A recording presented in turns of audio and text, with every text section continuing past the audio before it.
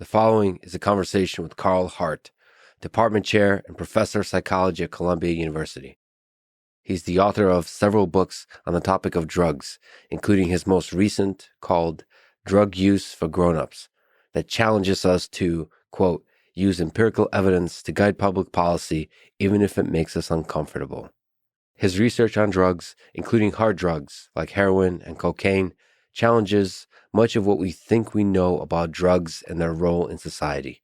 His main thesis is that drug addiction has less to do with the drugs themselves and more to do with co-occurring psychiatric disorders such as depression and schizophrenia and socioeconomic factors such as unemployment, underemployment, and resource deprivation within the community.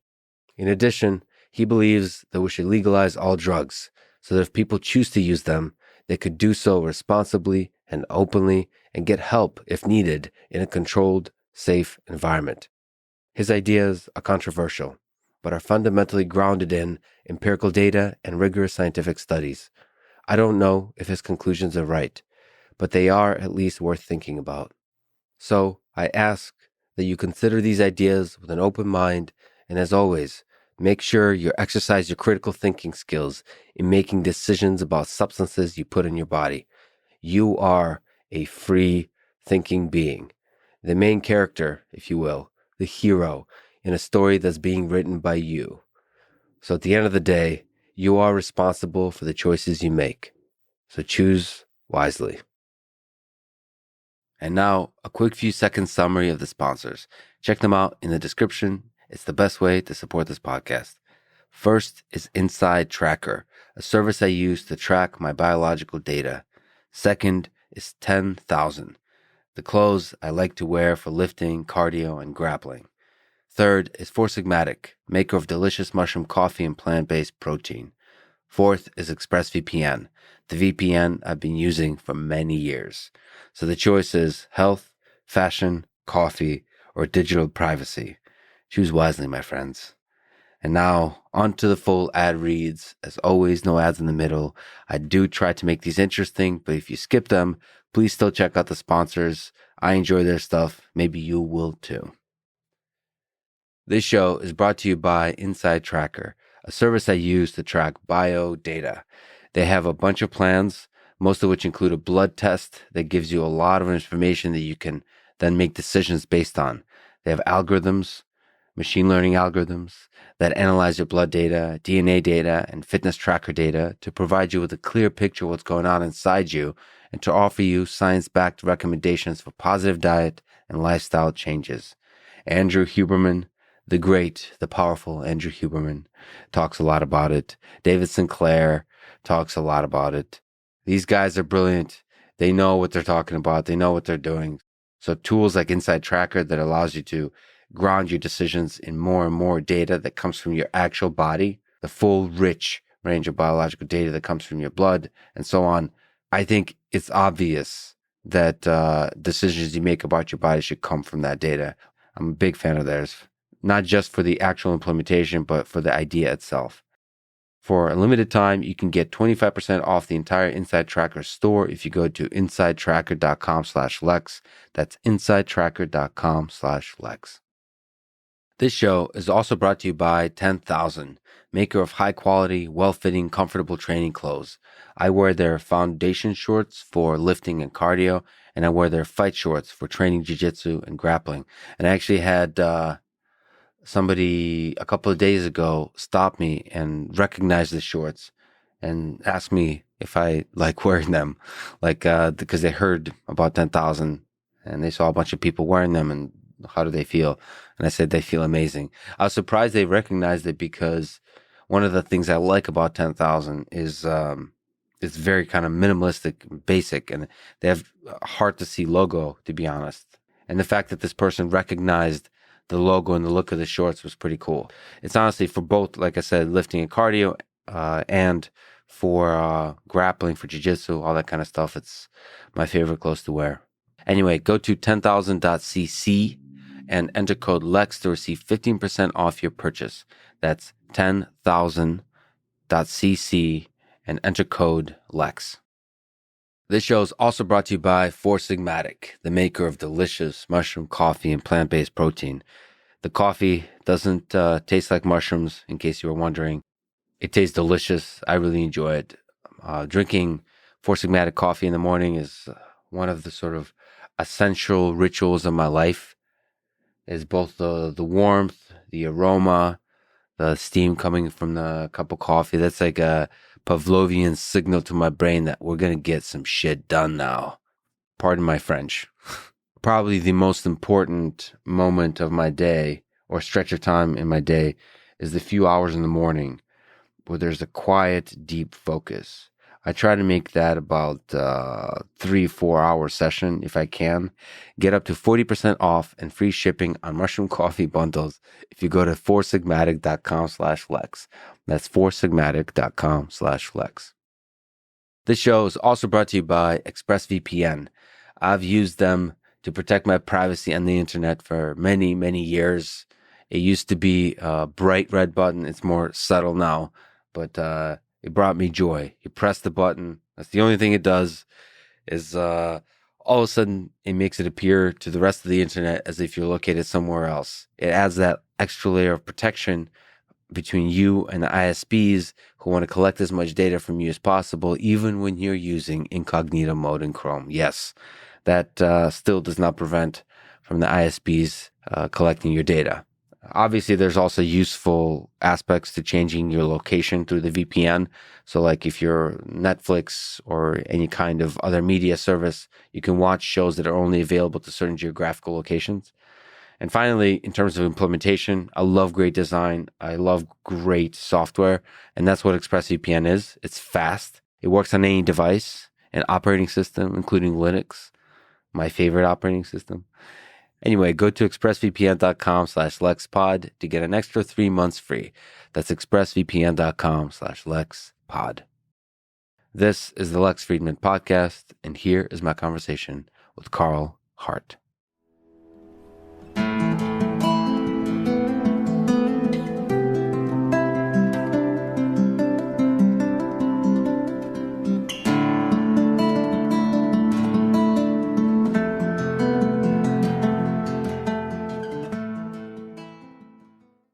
I think it is bold and powerful to admit to using in your private life the drugs that you study in your research, including heroin and cocaine. So let me ask, what is the experience of taking heroin like? What happens to the body? What happens to the mind when you take it? Well, I take MDMA, cannabis, and all the rest of these drugs too. I've tried those drugs. The experience in the body and the mind, I don't really know what people want to know in that regard. It's like saying, what is the experience of having an orgasm in the body and the mind, or some other sort of event that you really enjoy? So I don't really know what people... Is that what poetry is for describing these kinds of experiences? I mean, I guess given MDMA, given psilocybin, in the full context of that, maybe it's more useful to say, what are the differences in experiences that your mind goes through, like chemically, biologically? So like keeping it strictly to the sort of the biology of it versus the full environmental human experience. Yeah, see, this is a mistake that people make all the time. They try to act as if biology is the only determinant of drug effects, and that's just not how it works. You need the environment, you need the cage, as they say. If you don't have the cage, you don't get the full extent of the effects. And so, like, you can take MDMA and have an awful time. You can have a time in which you get paranoid and so forth. And then you can take that drug under the right conditions, and it just be like one of the best moments you've ever had. It certainly enhanced a number of my relationships. But I've also had some times with MDMA that haven't been so lovely, when the people who you are hanging out with, you don't know them, you're distrustful, and all of those kind of things. So it's important to put context in it. Now, we can talk about drugs at a biochemical level, at a biological level, and we kind of do that in this country with this fascination with neuroscience. And that's an inappropriate kind of fascination, in the way we talk about it. So we can talk about opioids, and then we can talk about endogenous opioid system in the brain. We can talk about dopamine and other sort of monoamine transmitters and what opioids are doing to them. And we can do the same thing with MDMA. And we won't be any closer to understanding the sort of experience that is induced by these drugs. Certainly the experience that we all seek. You know what I'm saying? So getting a positive experience or getting a negative experience is strongly defined by the environment. Strongly dependent upon it. But the environment is it's a short word that can describe a lot of things. So would you say the environment is important? Are the people where you are currently in your life? Or is it also dependent on the full trajectory of your psychology, of your life experiences, of your parents, of the people you came up with, of the trauma you've experienced, of the hopes and dreams that were crushed or not, or the opposite, or the success levels, or all those things? Like what are the interesting sort of landscape of experiences that contribute to how you actually feel when you take a drug? Right on. So all of those things are important. But, like if someone had trauma in childhood and they did the work and they dealt with it, that's not so important in this case. But if they didn't deal with it and that trauma is being triggered in that event, in that moment, then it's important. But let's just take somebody like me. I'm 54 years old. I'll be 55 this month, actually. And, I've done a lot of work in terms of figuring out who I am, and I'm comfortable with myself. And I know how to set limits for whatever it is I'm doing. And so I know I need to work out. I know I need to eat well. I know I need to sleep well. I know I need to be in an environment with people with whom I trust. And then if all of those things are met, it's likely to be a good time. You know what I'm saying? But if I haven't slept, if I haven't worked out, if I don't feel good, it won't be a good time. But I try and be responsible and take care of my eating habits, sleeping habits, make sure my responsibilities are taken care of. And so when I'm in that moment, I just enjoy that moment. I'm there. I'm not thinking about a bill that I didn't pay. I'm not thinking about, I forgot to do this for my kid. I'm not thinking about that because all of those things are taken care of. If they're not taken care of, it will impact the experience, and it may negatively impact the experience. Well, that is the counterintuitive, even controversial finding from your recent book. So we should I know it seems obvious to you, but I think a lot of people hearing this will think it's quite non-obvious. So in your new book, Drug Use for Grownups, you write for the findings section, I discovered that the predominant effects produced by the drugs discussed in this book are positive. It didn't matter whether the drug in question was cannabis, cocaine, heroin, methamphetamine, or psilocybin. Overwhelmingly, consumers express feeling more altruistic, empathetic, euphoric, focused, grateful, and tranquil. They also experience enhanced social interactions, a great sense of purpose and meaning, and increased sexual intimacy and performance. This constellation of findings challenged my original beliefs about drugs and their effects. I had been indoctrinated to be biased toward the negative effects of drug use, but over the past 2+ decades, I had gained a deeper, more nuanced understanding. These words are very counterintuitive to a lot of people. I think, like you also mentioned in the book and elsewhere, people have come around to maybe psilocybin being one such drug, maybe cannabis being one such drug. But you also mentioned other drugs like cocaine, heroin, methamphetamine. Can you just linger on this point? How do we get the positive effects of those drugs, and why in the media and the general conception we have of these drugs is that they were going to make a bad life worse or ruin a good life? Well, so your first question was, how do we harness the positive effects? How do we increase the likelihood of getting the positive effects? Again, like I said, we want to make sure that people are responsible and they've handled their responsibilities, make sure they eat well, sleep well, exercise, all of those sorts of things play an important role. And also if they know exactly what they're getting, and then they're not paranoid about, oh, is something contaminated in some adulterant is in my drug. So you want to make sure you know exactly what you have. Once you satisfy those kind of things, you understand the dose and potency, you understand all of those things to decrease any sort of anxiety you might have about the substance itself. It increases the likelihood that you will have a better time. So anxiety is the big one. You need to remove the anxiety. Anxiety is critical. It's huge. Many of the negative effects that we see with drugs have to do with anxiety, and not necessarily anxiety because the drug induced it. It's the anxiety that the situation induced a lot of times. And then you ask, like, well, why does this sound counterintuitive? Why does the media report differently? Well, because there's money in reporting the negative effects almost exclusively. Think about writing a newspaper article. It's really easy to get the population all ginned up about something like an opioid crisis, overdoses, and you don't even have to tell people how to keep people safe if you're talking about overdose. You don't even have to say why people are dying from overdoses. Like overdoses in our country happen largely because people get contaminated drug, because people are combining sedatives and they don't know that this enhances the respiratory depressing effects of drugs. They don't know.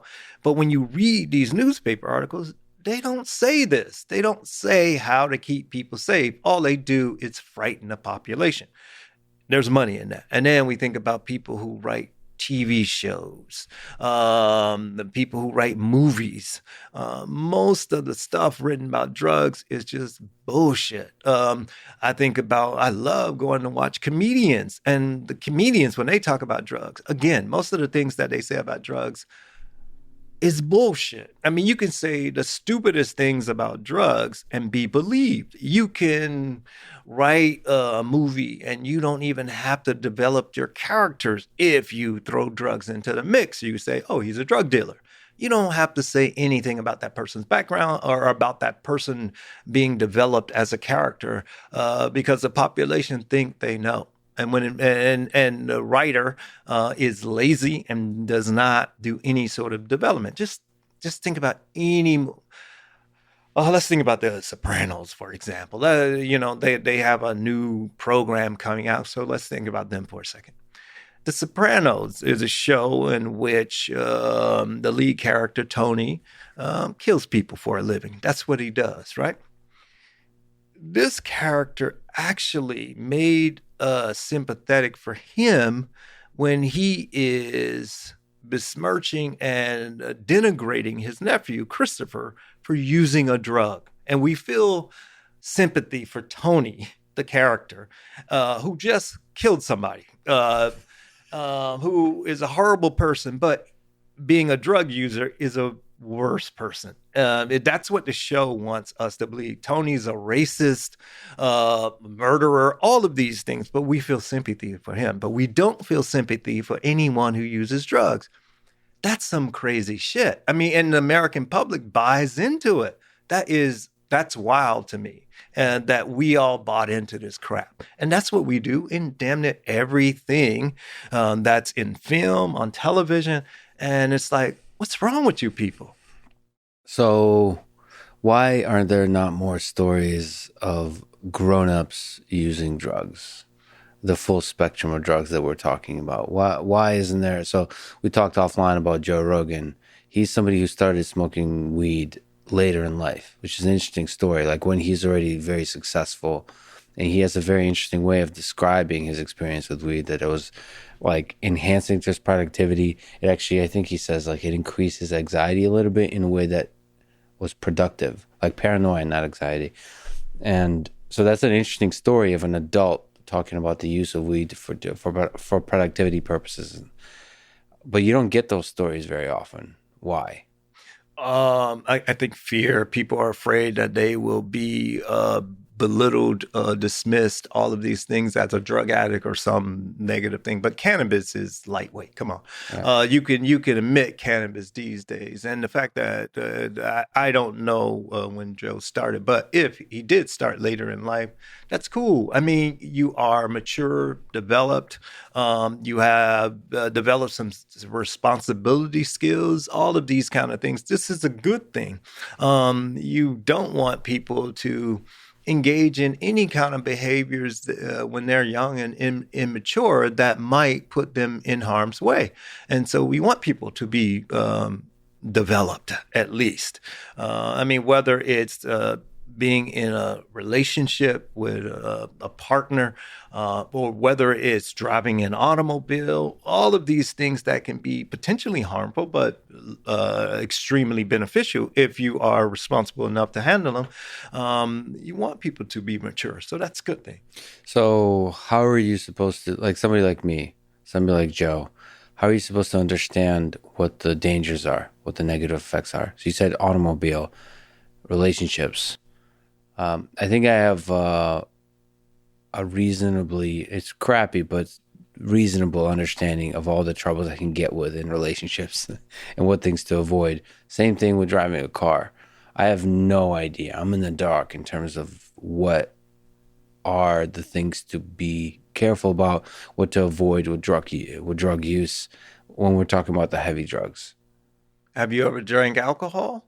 Yes. That's I'm drug Russian. use. I know. I drank Yeah. a lot. But I understand that because culturally I came up, I was taught a lot of like, this is what you don't do, and this is what you do. Yeah. This is when you drink a lot. I mean, you see the effects. You see there's a lot of negative examples. There's positive examples of social stimulant. There's examples of great artists using alcohol to sort of, I don't know, to help be the catalyst for that magic moment for, all of that.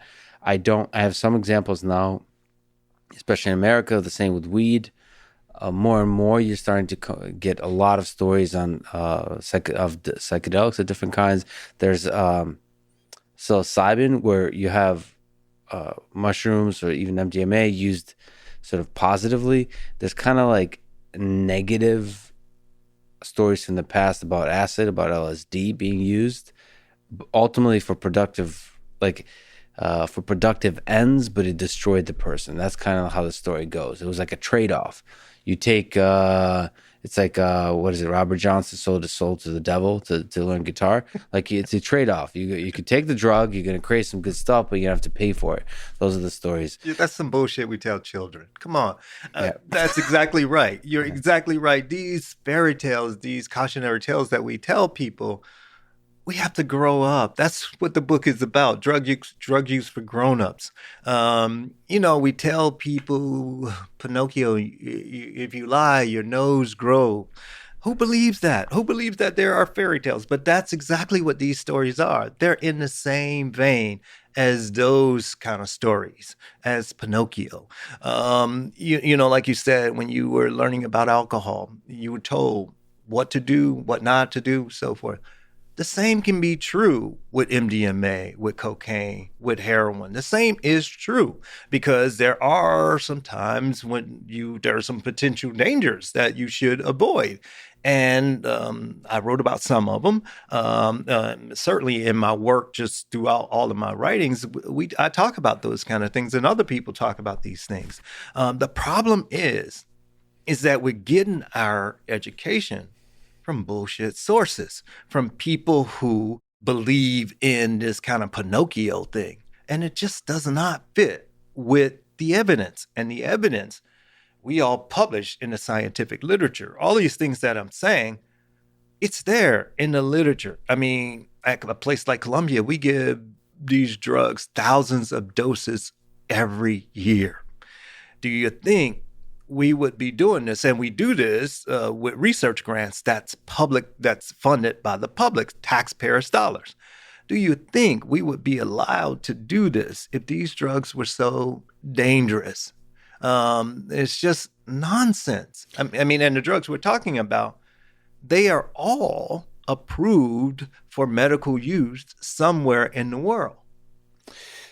And the studies you conduct are basically asking what kinds of questions. So you take the full range of drugs you're talking about, from marijuana to psilocybin to MDMA to cocaine and heroin.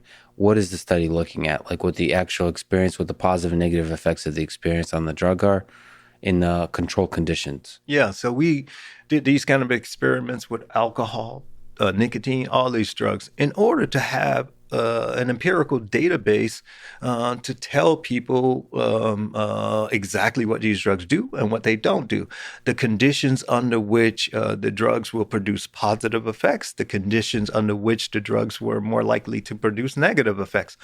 All of this information is important for a society to know, and we do know, and that's why we're collecting the data. We're collecting the data to help us with treatment if someone is having problems with these data. Hopefully, we'll understand more about how to help them deal with their problems based on some of the research that we're doing. So what kind of negative effects are we looking out for? Like what are the properties of drugs we should be careful about? Is it addictive properties? How addictive it is? How destructive or painful, whatever the withdrawal process is? What kind of things are we looking out for? Yeah, those are certain kind of questions we certainly have asked because, something like crack cocaine versus alcohol or heroin, when it comes to withdrawal or physical dependence, like cocaine has a very limited sort of withdrawal symptoms. I mean, it's hard to see. Same is true with methamphetamine, but with heroin, you certainly can see a withdrawal syndrome that's unpleasant. But with alcohol, that withdrawal can actually kill you. So heroin is unpleasant and not lovely. But with alcohol withdrawal, that's the one that's the most dangerous. I mean, all of these kind of questions we want to know answers to. And so when we think about heroin or some other drugs, and you say, like, what kind of negative effects?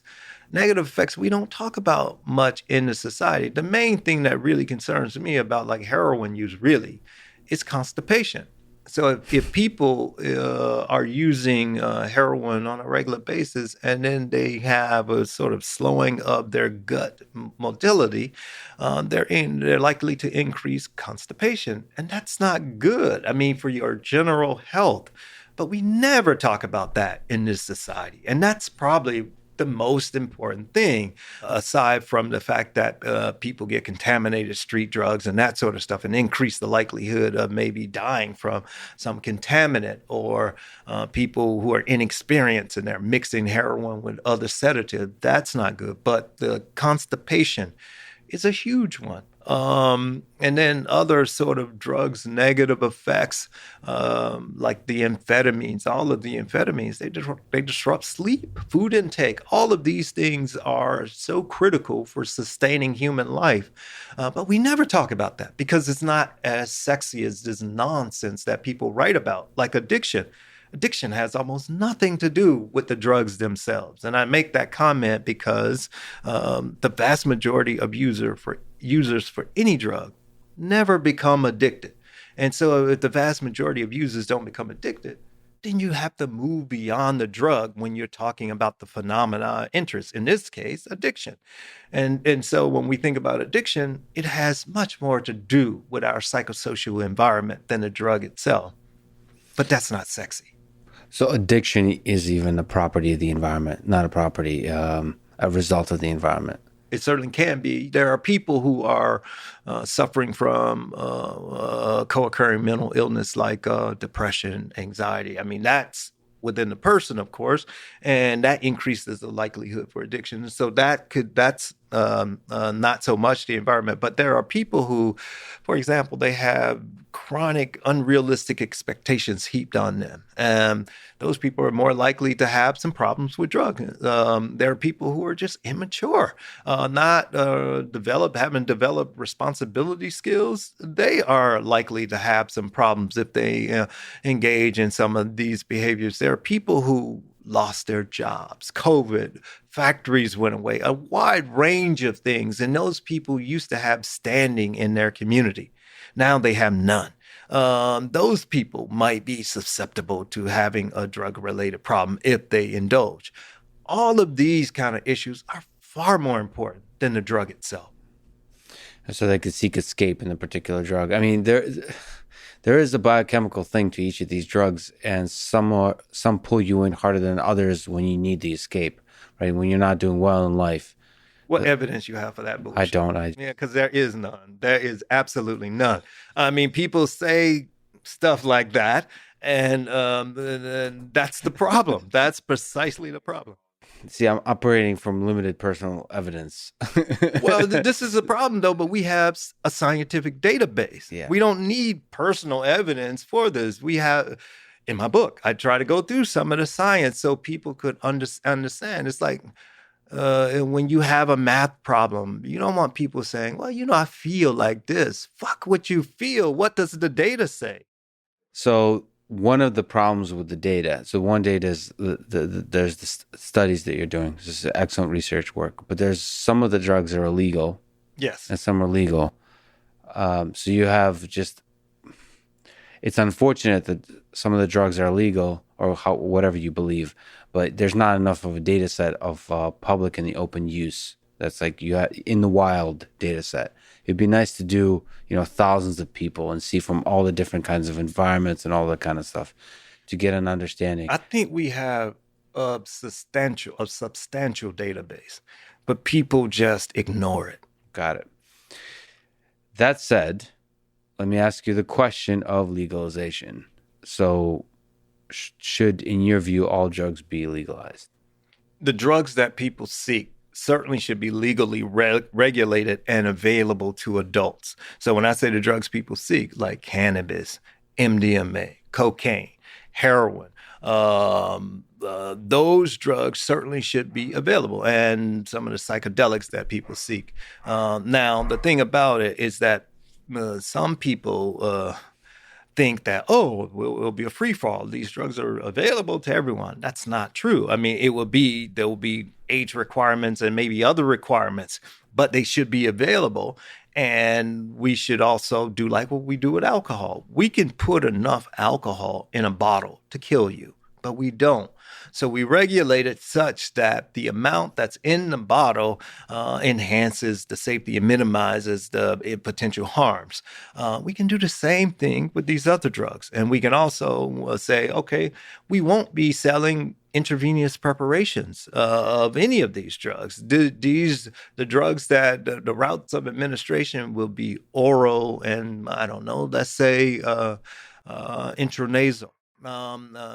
Again, routes of administration, the dose that you have in each unit, all can minimize harm based on how you do these things. And we can do that. We have the technology, we have the know-how. So you're actually making me think about alcohol a little bit. So if I were, say, the drugs become legalized in the way you're describing, and me, Lex, wanted to, as an adult, explore some of these drugs, what are some procedures do you think for sort of safe, positive exploration of those drugs? The reason I say I'm thinking about alcohol, because I don't think, besides not putting enough alcohol in a bottle to kill you, I don't think anyone ever gave me specific instructions. I think it's kind of word of mouth and examples of people doing the wrong thing. You kind of get it through osmosis that way. Yeah. Is that basically what we would do? This kind of free exploration of use? No, we have to change our education about these things. I mean, let's just take a drug like cocaine. Cocaine's a stimulant. And you want to make sure people understand that they shouldn't be taking cocaine near bedtime. If they need to get a certain amount of hours of sleep and they need to get up in the morning, cocaine probably isn't a drug for you at night. Certainly not.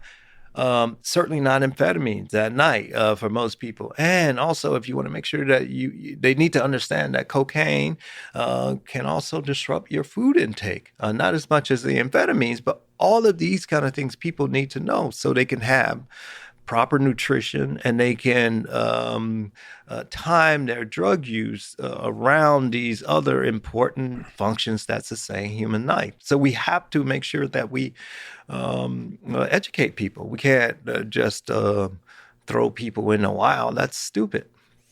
I gotta tell you, I mean, for me, and even given your book, and for people listening to this, it's still tough to hear that the thing we should be concerned about with cocaine is the same as with caffeine. Don't take it before bed. And the thing we should be concerned with heroin is constipation. Yeah. Okay. But the questions I keep wanting to ask you, I should be asking the same things of alcohol. But when you're not doing well psychologically, in the ways you describe, when the environment is not right, there's some aspect in which saying that drugs can be used responsibly and effectively and mostly positive can give those folks a pass to use it instead of working on themselves and fixing their environment first. I don't know. What do you want me to say to that? I mean, they have access to alcohol. They have access to the. You know, we live in this country called the United States, where our Declaration of Independence says that we are free to live like we want to live, so long as we don't disrupt other people from doing the same. But it's remarkable to me how we try to control the behaviors of other people. That's just remarkable. Yeah. And that's partially what your book is about. I mean, it's not just about drugs, it's about freedom. That's the bigger issue that we can't get to. It's like this issue of freedom, and freedom comes with a tremendous amount of responsibility. I am responsible for my neighbors, my brothers. I mean, I can't impede their freedoms. Like some people think that their freedom supersedes everybody else's freedoms. No. And that's what I'm trying to remind people in this book. I am responsible to you as a citizen. And we're in this together. And I tried to make that point in the book. And people have conveniently ignored things like that. Do you think the war on drugs has done more positive or negative for the world? Depends on which world you live in. The war on drugs has been hugely beneficial to law enforcement, to the media, to people who make bullshit TV shows, The Sopranos, The Wire, all of those shows, they benefit from this kind of nonsense. Who else have benefited? People who provide treatment. Many of them benefit from the war on drugs. The folks who do urine testing for drugs, they've all benefited. They're making mad money. People who run prisons, the phone companies who charge the prisoners, the people who run the hotels that are around the prisons where people's family have to come and stay, the restaurants. They are making out like bandits, but many of us are getting screwed as a society. In general, we're getting screwed, but there are people who are just benefiting handsomely. That's why it continues. Politicians benefit. I mean, whether you're Democrat or Republican, you have the same stance on drugs anyway. So they all benefit from this. So many questions I want to ask you because you're challenging a lot of beliefs that people have about drugs, about society in general. So it's difficult for me to ask the right questions here. But if you were with a sort of a snap of a finger, change the world, what, from a policy perspective, would you, and from just human to human perspective, what would you like to see in the United States of America? In terms of that fixes some of the problems we're discussing here. First of all, we wouldn't be arresting anybody for drugs anymore. That would go away. Yeah. The folks who are in prison for drugs, that would go away. Their records would be expunged. That would just go away. And then we work on a system to make sure that responsible adults can legally obtain these substances. And we will have a corresponding educational system to teach people how to do this. That's where I would start initially. Yeah, the arresting for drug use or anything drug related is absurd, especially in the context of how destructive alcohol is and tobacco.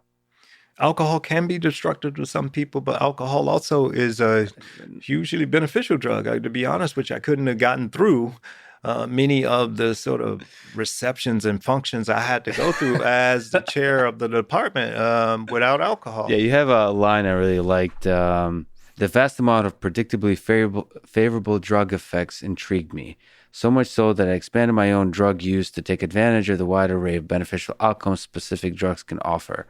The part that entertained me was this. To put this in personal terms, my position as department chairman from 2016 to 2019 was far more detrimental to my health than my drug use ever was. I mean, there is a standard we're treating drugs, certain kinds of drugs, that's completely different than the standard we're treating everything else in our lives. Yeah, I mean, it's almost difficult to snap out of it as I'm listening to you and reading your work. It's difficult because it's like, why is everybody living this idea that certain drugs are so horribly destructive and others are not? And we just kind of fix that idea. And then there's this narrative. I'd hate to be so cynical to think that there is just like a system that just propagates narratives. I always kind of think that truth wins out. Truth is the best narrative. I believe that too. Obviously, that's why I'm out here and subjecting myself to this sort of criticism and so forth. But because I believe that truth ultimately wins out. But I might be wrong. But I have to live my life like it's true. Otherwise, then I have no hope. Then why be here? What kind of, if you can steel man or at least show respect to a criticism, you've, I'm sure, received quite a bit of criticism for your work. I've heard quite a bit of BS criticism, sort of ignorant stuff that don't actually pay attention to your work. But is there some serious, like, is there some pushback that makes you think twice? People say, like, I'm presenting a too rosy picture of drugs. You know, like, I don't want to do that, or I don't want people to think that I'm not aware of the potential negative effects of any activity, including drug use. And so I do acknowledge that there are potential harms associated with drugs. I acknowledge that in the book. But the fact remains, the beneficial effects far outweigh the potential harmful effects. And we have technology, information to help people to minimize the likelihood of those negative effects. But this sort of approach that we have where we say we're only exclusively presenting the harmful effects, and that should make people, keep people safe. I just have a problem with that. But I certainly take the point that people say there are negative effects. Absolutely. I absolutely agree. What do you, if I can just talk about specific drugs, what's the difference between opioids and benzos, for example? Specifically, I mean, these are drugs that you often read about being misused at scale. I mean, the misuse is the problem, right? Yeah. No matter what the drug is. Yes. And that's actually what you're pushing for is education, and it should be legal and should be good. So people should know what's the difference between proper use, positive use, and misuse. I mean, one public figure who has been going through this is Jordan Peterson. He's been public about his struggle of getting off benzos, the withdrawal he's going through. I mean, what are your thoughts about the misuse of benzos or opioids and so on, the epidemic that people talk about? Yeah, I don't know Jordan's specific case, but certainly with benzodiazepines in general. We talked about withdrawal earlier. When I said that with alcohol withdrawal, you can die. So benzos and alcohol, they're closely related. So benzo withdrawal too can kill you, just like alcohol. So when we think about the effects that benzodiazepines produce, think about the effects that alcohol produce. They're comparable or similar. And so I know that it's a difficult one to wean yourself off if you develop the dependence, but we have protocols for that, and I hope he's okay. It's interesting you say we have protocols for that, but from my understanding was that like the protocols aren't standardized. It feels like a lot of doctors aren't as helpful as they could be in this process. Like it's a bit of a mess Certainly with withdrawal, they're more standardized than anything. So, like if someone is going through alcohol withdrawal, there is a standard protocol that most physicians in this business, they follow. The same is true with benzo withdrawal. But the thing where it gets murky is when they're treating addiction itself. So when you're thinking about the substance use disorder in the DSM, not just withdrawal, but the entire addiction, that's where you have this sort of divergence or diversity in terms of approaches. And many of those approaches are rubbish. What can you just elaborate, like technically, what the term addiction means that you're referring to? When I use the term addiction, I'm referring to the Diagnostic Statistical Manual of the American Psychiatric Association, number 5 now, the DSM-5. That's never been wrong, right? No, I'm just kidding. No, you're absolutely. That point is well taken. And your point is that their definition of substance use disorder, that's addiction. That's what I'm talking about. But that definition continues to evolve. And so you're right. They still are working it out. We're getting new information from scientific studies and so forth. And so it's supposed to be incorporated into the DSM. But there are some problems with the DSM. Like, for example, they also have this sort of once an addict, always an addict thing, and there's no evidence to support that. But it's evolving, and it's the definition that people in science and medicine use. And so we all know we're talking about the same language when we call someone a substance use disorder patient or someone who meets criteria for addiction. We all are speaking the same language. We're not saying that simply because this person used heroin, they are an addict. That's not what we're saying. You have to meet these criteria where you have disruptions in your psychosocial functioning. That's one. And two, you, the person, are distressed by these disruptions. So people have to meet those two basic criteria before we say they are addicted. So once an addict, always an addict, this idea. Some of it is always mapped to the person, all right? But I've just the people I've interacted with who have struggled with alcohol addiction, I don't know what the proper term is. It seems like with Alcohol Anonymous, the process of putting that addiction behind you is a very, very long process. It's surprisingly long to me. That almost seems like a whole life. Like, he's not always an addict, but it takes decades. It seems like. What is that? What? Can you maybe just, from your understanding as a scientist, from your understanding as a human who studies human nature, why does it take so long to treat, to deal with that addiction? Well, you cited Alcohol Anonymous, right? Yeah. And so I don't think of Alcohol Anonymous as like a treatment that I would send any relative to, like for a drug-related problem. I think Alcohol Anonymous AA is really good for social interactions, making sure people have a social group and they have peers. I mean, that's a good thing. We all need that social interaction. Mm-hmm. But I don't think they know much about drugs. That's not, it's like saying, well, my uncle broke his knee and he has this support group and they said this. And then we follow that. That doesn't make any sense. But in our society, judges even sentence people to go to AA. Are you kidding me? But that's the kind of thing that has been allowed to happen in this society because we think of drugs as this moral failing, or drug addiction as this moral failing. And any idiot can provide treatment. And no disrespect to AA, because I think what they do is a lot more than what some people do, because at least they have these social interactions. You have a social group. That's better than what a lot of these other idiots out here do. Well, in that social support group, unrelated to the drug, it helps cure some of the environment issues you might Absolutely. be in. That's the whole point. Absolutely. So we kind of coupled the drug to the environment, but the reality is, as you argue, most of the problems come from the environment. Certainly with people who are experiencing drug-related problem, with most of the people, not all, but most.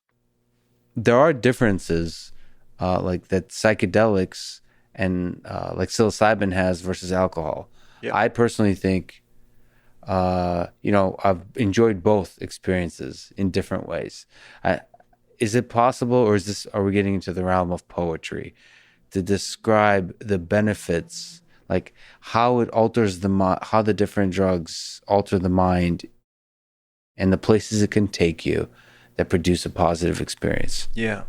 No, it's very real. Like some drugs take people in places that other drugs can't, and that's very real. I have friends, some of them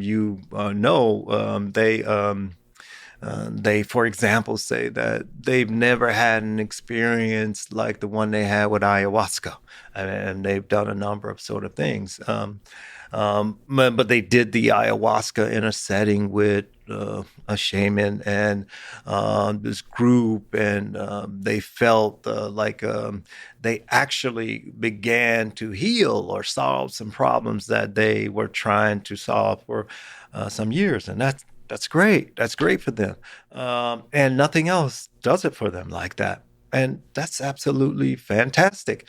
All I argue is that if that kind of thing happens for you with ayahuasca, with psilocybin, with some other psychedelic, why isn't it possible that heroin does that for someone, or cocaine does that for someone else, or MDMA does it for someone? That's it. That's interesting to imagine, like a shaman for heroin. Like, why not? Or cocaine use, like creating an environment for yourself for use of these different substances, and that environment has a very strong impact on the actual experience that you have. But I mean, so cocaine is an upper, and then the way we define heroin, drugs like uppers and downers, that's a really kind of inappropriate way, but it's a quick way. But so we certainly say cocaine is an upper or stimulant. Yes. But it depends on the activity of the person before they take the drug. Say, like, if you're like really active before taking a drug like cocaine, it might actually calm you.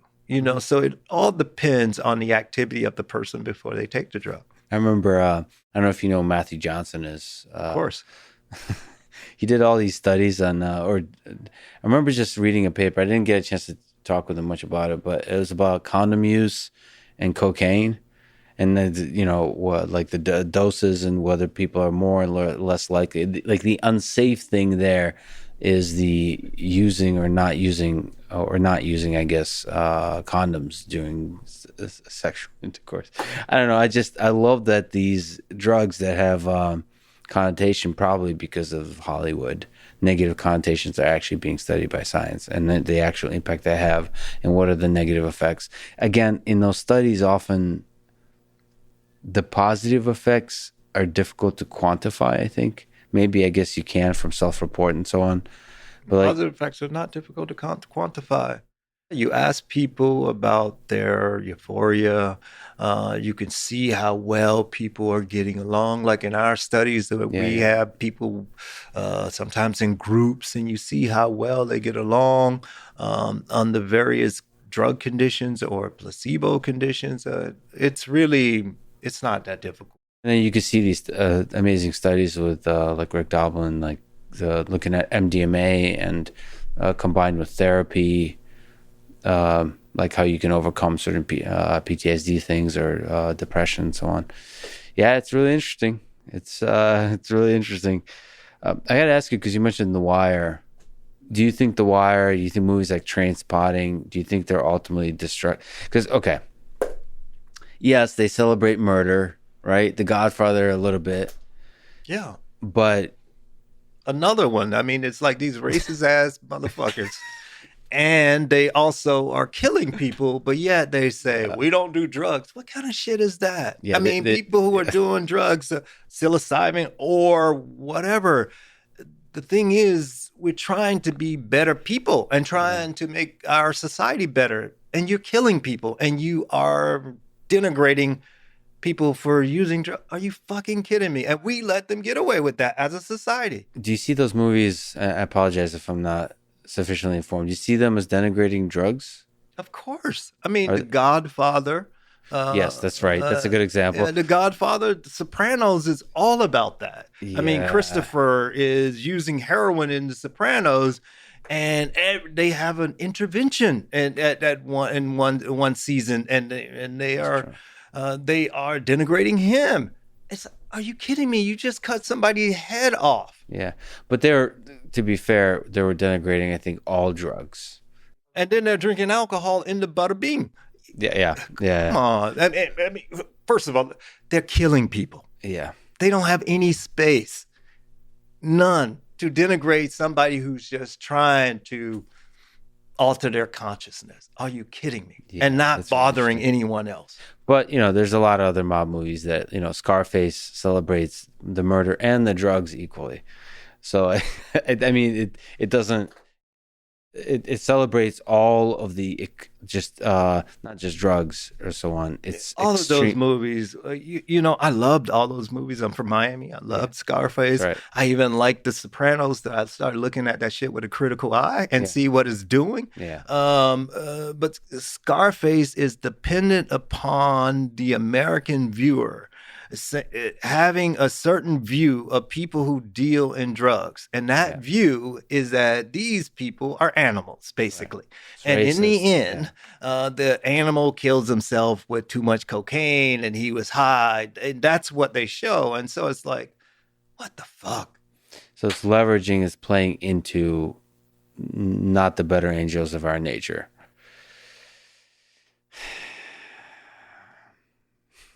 The question don't take away these great movies from me, but it's true. You have to think about them critically in the context. Wait. I like these movies. It's not a matter of taking them away. It's a matter of making the writers be more honest to the reality. That's it. That's true. That's really true. And the writers, the people, the culture, all of it. I mean, they write these things. I just think about some hip hop artists. They say like, "This is real. This is my experience," and so forth. And that's how these movie writers, they write this bullshit and then say, "Well, this is real." Anyway, I get so upset talking about it because I know the harm it's doing. And I know those kind of movies are the reason that we have this war on drugs. And all of these people are going to jail because of those kind of movies. In the epilogue of your book, you quote James Baldwin: "You cannot know what you will discover on the journey, what you will do with what you find, or what you find will do to you." So let me ask, how has drug use or the study of drugs changed you as a human being? It has helped me think about other people's experience, right? So how we're all connected. Like going to Northern Ireland. I don't know if you know much about the situation with the Troubles and what those people went through. And so I see people there. Northern Ireland, by the way, is all white. And you see those people there suffering for the same reasons that people in Appalachia are suffering for. Neglected by politicians who told them lies about drugs and not dealing with the real problems, like West Virginia, for example. Their water's polluted. The factories have gone away. People are desperate. And they're blaming drugs? Are you kidding me? So the politicians don't have to bring back the jobs, so we don't have to really make sure they have clean drinking water, things of that nature.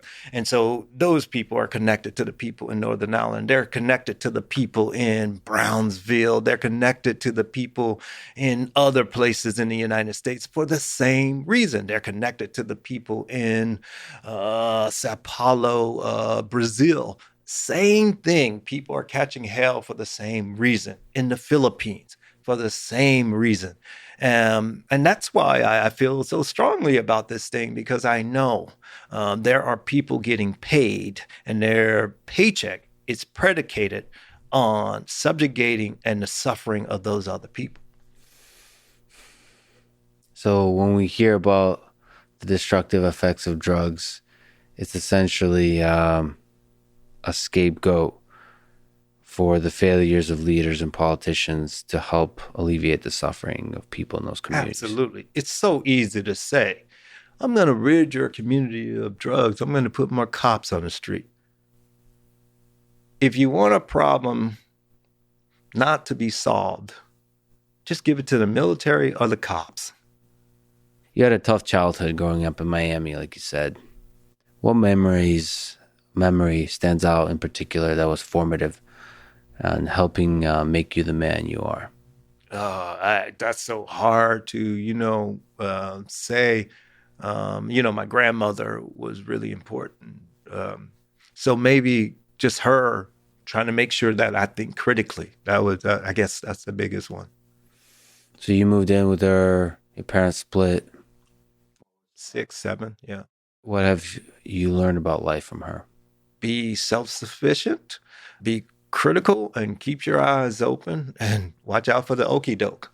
And that's what this whole drug thing is about. It's the okie doke. People, it really boils down to just simple thing. We're all similar in that we're all just trying to live our life, trying to take care of our kids. We want the best for our kids, all of us. But yet, somehow, we've been made to believe that we're different in that way. But fundamentally, we're all the same. So when people are seeking to feel pleasure, to feel better, why don't we celebrate that? Instead, we denigrate people for that. I mean, if I feel better, I'm more likely to treat you well. I gotta say, still though, you're going against the grain, and you're at Columbia. It takes a lot of guts to sort of speak out about these ideas so boldly. I don't know how to ask this question. Where do you find the guts? Because it's also perhaps inspirational to others in different disciplines that are sort of taking on the conventional wisdom of the day and challenging it. What does it take to do that? What advice would you give to others like you, kind of a little bit afraid to do so? Once you know, you cannot not know, as they say. And so I have to look in the mirror. And then looking in the mirror, I have to face myself. Have I lived honestly? And if I can't face myself, then what am I doing here? That's how I see it. One of the things that people don't really talk about with drugs and people who die from some drug-related death, and I've been thinking about this a whole lot over the past couple of years. It's like some of these drugs can take you to a place where you feel so optimistic and positive about humans, our fellow humans, and you want to do your best to contribute. And because you know the possibilities of what we can be as a society. And then you come up with resistance, and you, like you say, there's a lot of resistance, and people just have a hard time. And so if you know humans can be better and they refuse to be better, why be here as someone who knows that we can do this better? I certainly don't want to do it the way we're doing it. So you kind of see drugs as mechanisms for potentially elevating the human spirit, sort of making people feel better. So you want to communicate that message. So it's that plus the fact that drugs are used as scapegoat to not alleviate the suffering of certain communities. So those two things coupled together. One of the sort of main points of the book too was to try and get people to understand possibilities that we could have if we embraced certain drug use. If we allowed adults to do this sort of thing, relationships can be better. A wide range of beneficial effects. People would be or can learn to be more magnanimous. All of these pro-social things that we say we value. In your previous book, High Price, you talk about rap and DJing, chapter 5. There's a nice picture of you DJing from 1983. So let me ask, who, in your view, this is the toughest question of this interview, is the greatest hip-hop artist of all time? Maybe give some candidates. Oh, wow. Who is the greatest hip-hop artist? I don't know if I'm qualified to make that because when I have to go back to like Gil Scott-Heron. Like people think of him as one of the fathers of hip hop. That's my all-time favorite. And people like Chuck D from Public Enemy, some of the things that they were doing, I was really digging. But even though I was digging like Public Enemy, but even they got it wrong on drugs. Even Gil Scott-Heron got it wrong on drugs. But they were doing so much other good stuff. It helped me to develop as a person. And so I think like my son is a hip hop artist now. I think those folks who are in the game now, they are a lot more qualified to talk about who's the greatest hip hop artist. I'm not qualified. The evolution, I mean, have you tracked the evolution from sort of the 90s with Wu-Tang and Tupac and Biggie and then to what we have today? So there's just been a crazy amount of progress that's like almost difficult to track. Yeah, I mean, I really love what they're doing. I like except the part where they get over 40 and they become fucking cops on TV. I mean, other than that, I dig what. Yeah, what's that about? Yeah, I don't understand that, but that's what they do. Again, this sort of glorification of cops. That's dangerous for a society. And those cats who do that kind of thing, I have a problem with that. Is it all sort of to push back a little bit? Because I come from the Soviet Union where there's a huge amount of corruption. And when I see what's going on with cops in this country, there's a lot of proper criticism you can apply. But like relative to other places, this is, well, on so many ways, this country is incredible. Mm-hmm. Is your criticism towards cops or towards what cops are asked to do? Yeah, towards what cops are asked to do. Cops provide the shield for politicians and those in power. Absolutely, because I was in the military. I spent 4 years in the military, and I did what I was told to do. And I was ignorant and thought I was doing the right thing. And I did what I was told to do. And so just like these guys are doing what they're told to do. But no, my real beef is with the power structure, the folks who are telling them what to do, and also the folks who go play cops on television. That imagery, that sort of glorifying cops, that's a problem in a democracy. Yeah, all sides of the glorification of the drug war is a problem. Yeah. If I can just linger on a little longer in terms of the effects of drugs, on the positive, like mind-expanding components of it, what have mind-altering drugs teach you about the human mind? Sort of from a neuroscience, not even like a biochemical, but just like the human mind is amazing, right? Yeah. The places it can go. Are there some insights you've learned? Yeah. From studying drugs about the mind? Yeah. Can I start from a neurochemical perspective first, and then we'll go larger?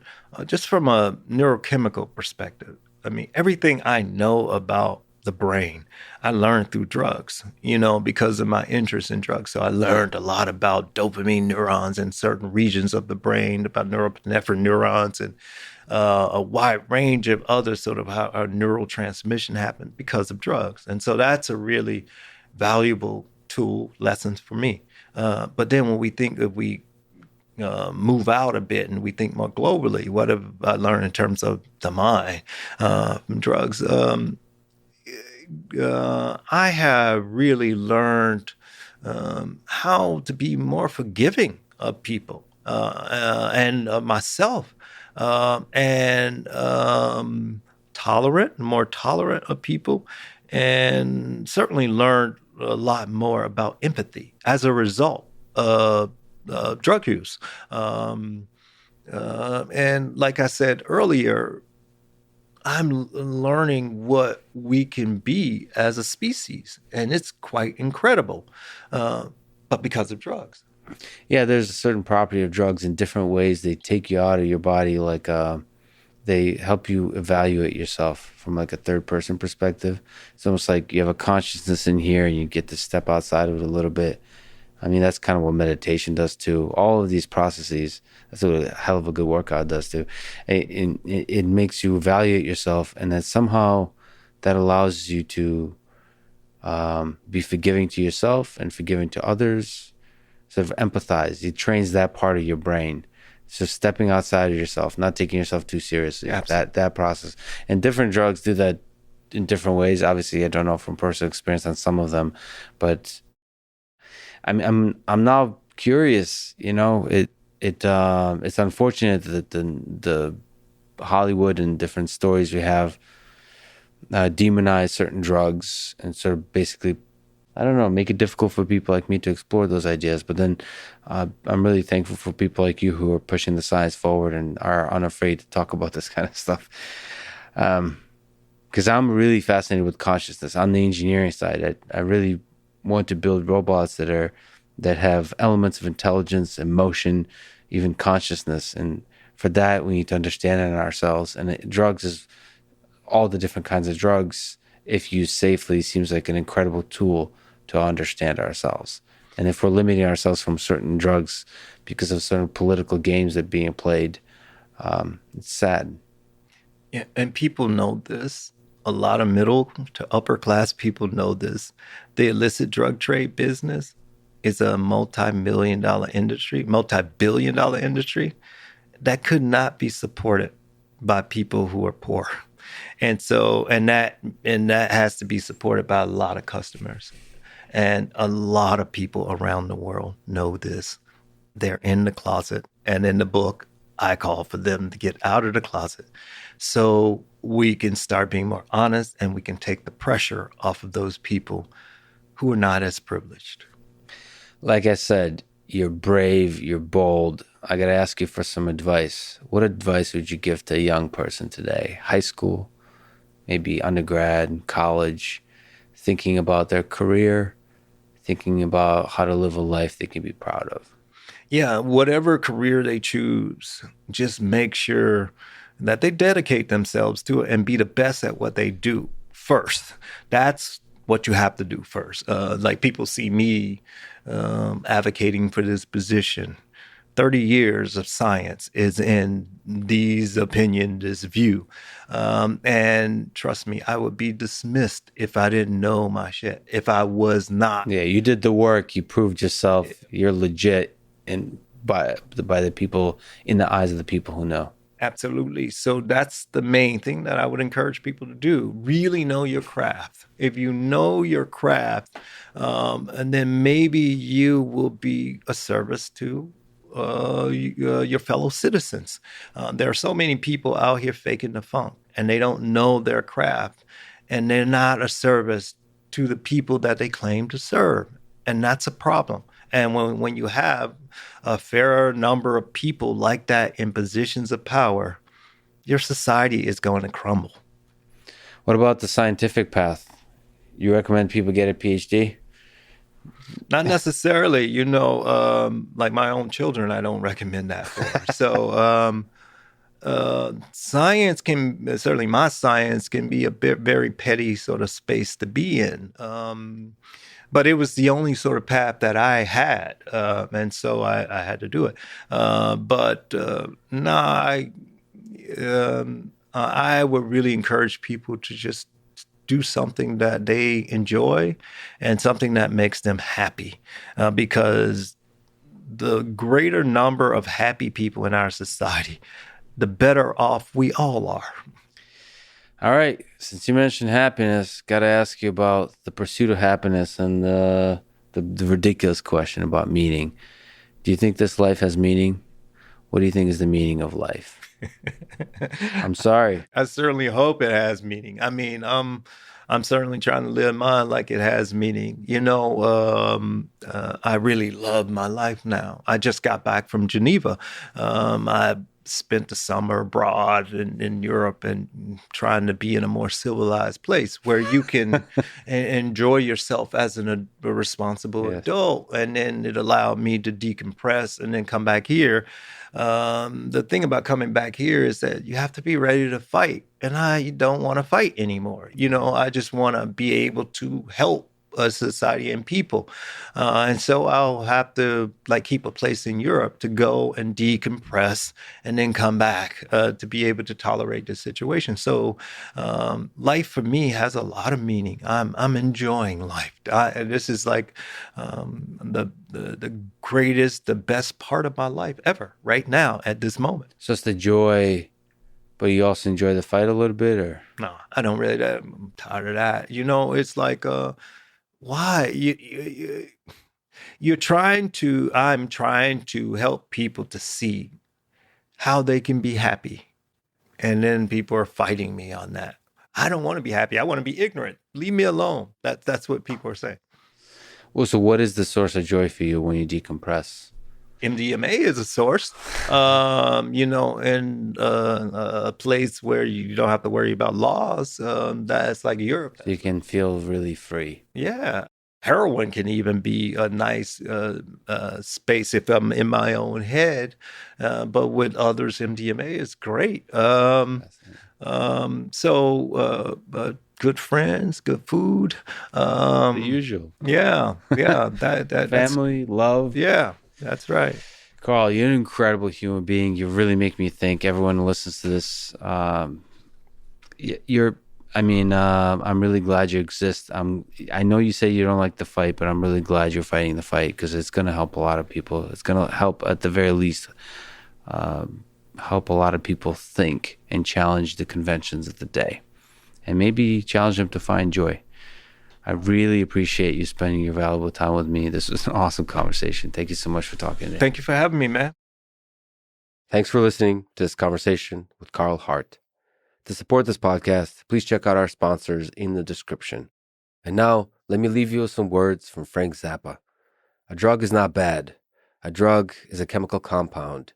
The problem comes in when people who take drugs treat them like a license to behave like an asshole. Thank you for listening and hope to see you next time.